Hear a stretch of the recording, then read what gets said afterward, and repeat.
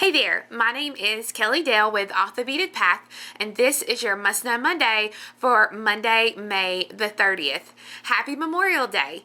And I want to take a second just to say thank you to each and every one of you who have served our country, are serving our country, or maybe your family has served.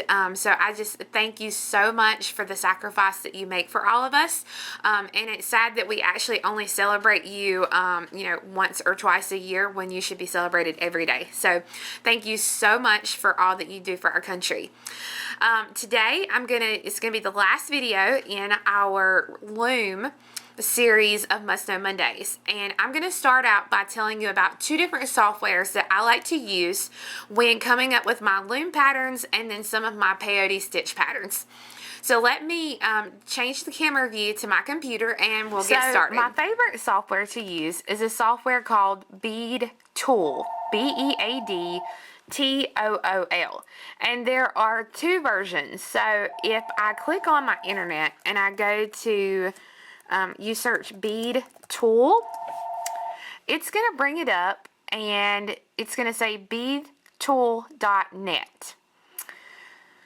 So there's two different versions. You have a hobby version, which is free, and you have a professional version, and I think the professional version is $40 if I remember right, and you can have it on two computers.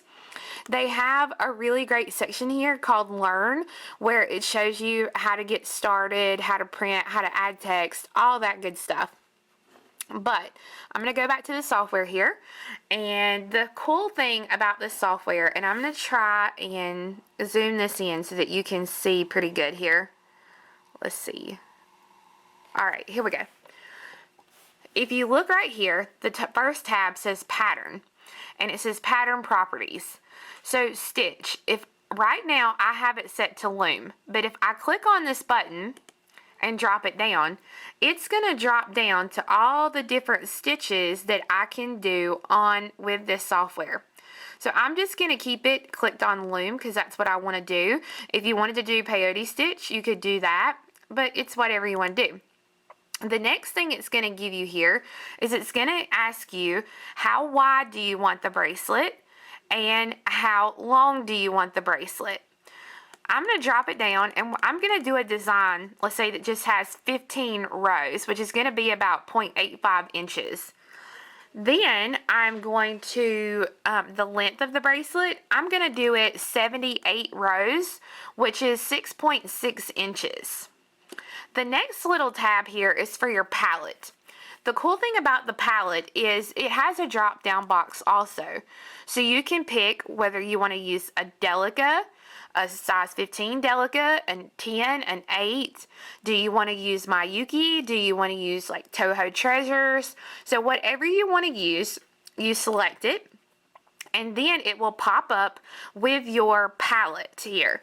And this has every color that Miyuki currently makes. So that's the pretty cool thing about it. So you can really get into some colors that you didn't know exist. So I'm just going to start out. I'm going to pick a red. And it's going to pull up every red that they make. And I'm going to click on Silverline Red.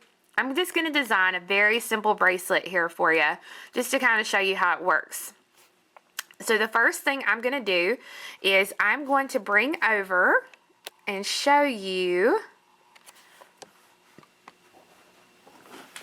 Here is my graph. I can click the zoom button and it's going to zoom that graph in so I can see each little box more. And each of these little boxes is a bead, okay? I'm going to select the little paint can here on the side and I'm going to click it. And it's going to make my whole palette red. Then I'm going to go back over here to the search box and I'm going to search a blue. So I'm going to pick just a random blue. And then I'm going to decide, whoop, that's not what I wanted to do. Let me go back to my, so I can click back here on pattern and it'll show me what colors I've been using. But let me get back to my red.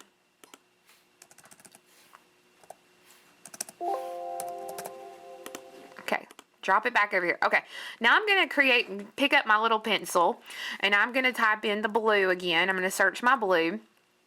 I'm going to find a silver line blue. Since this was silver line red, I'm going to find another silver line blue.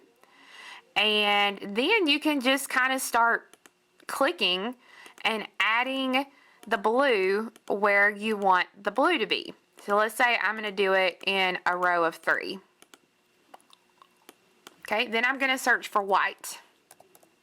And it's going to bring up every white that they make also.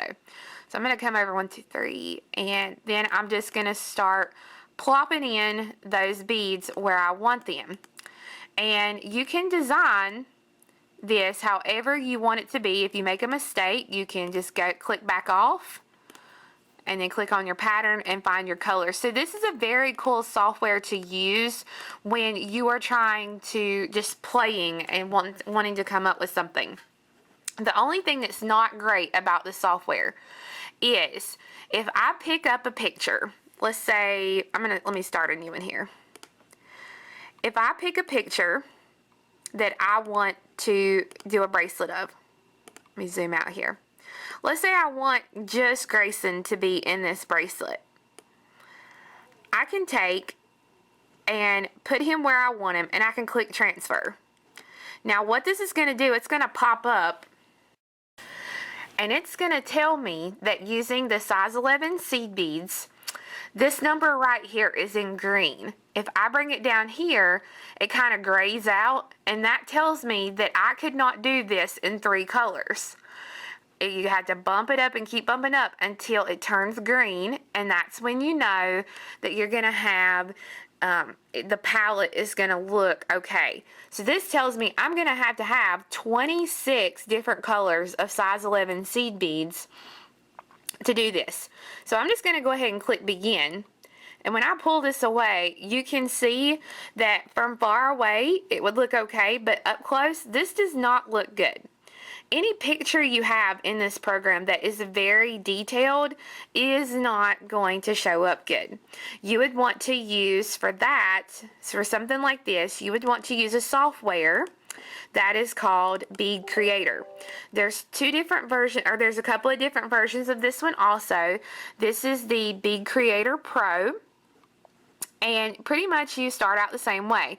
You click File and Bead Fairy, and then you have your choice of what you want to do. Do you want to start a new project with an image, use a blank canvas, or open a project?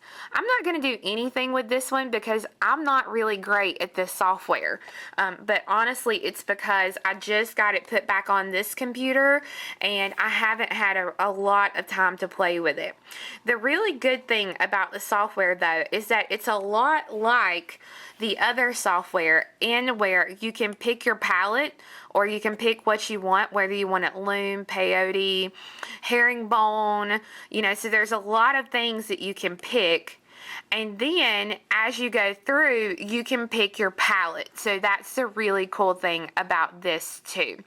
But again, this is a little bit higher end. If you want to just play and kind of get your bearings on a project, I would definitely use the this bead tool. Now I want to show you a couple of ones that I have done so you can kind of see. Just very simple. Like here's one Lori that works with me. Here's one I did of her dog. And here's one of her horse. So when I actually open this up, I'm not going to say this changes. I'm going to hide that picture. Oh, close. Hide that. Okay, so you can see here is the picture of her horse, and it turned out really pretty with all these colors. The cool thing about this stuff is that when I click preview right here, it's going to bring it up, and it's going to automatically give me my bead chart, and it's going to give me my bead legend. So it's going to tell me that I need all of these colors, and just like I showed you a couple weeks ago, and it's going to go ahead and do the word chart and the graph for the whole thing. And you can save that as a PDF, or you can print it, however you want it to do. And you can kind of change the layout.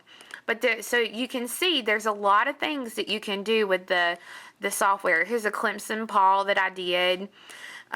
Here is one. This is my, we go to New Spring Church, and this is the logo.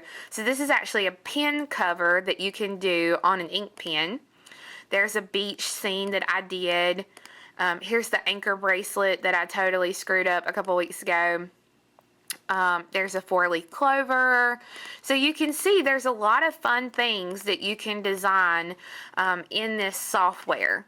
And a lot of it is just going through and playing with the software and just kind of, you know, figuring out what you can do with it. If you're interested in the looming or the peyote stitch or whatever, I really hope you'll take the time and check out the bead tool or the Bead Creator Pro software. I know there are other softwares out there, and if you know of one and you use a different software, please put that in the comments so that other people can see them. But these are just ones that I work with sometimes. By no means am I a pro at either one of the softwares, but they're both just really good softwares to use when you are wanting to design your own custom loom pieces, peyote pieces, brick stitch, you know, whatever. So I hope you guys learned something from this video, and I hope that now you can feel a little bit more confident on using the loom after this month of Must Know Mondays. So I hope you guys have a great week, and we'll see you in June. Wow. So have a good one. Bye-bye.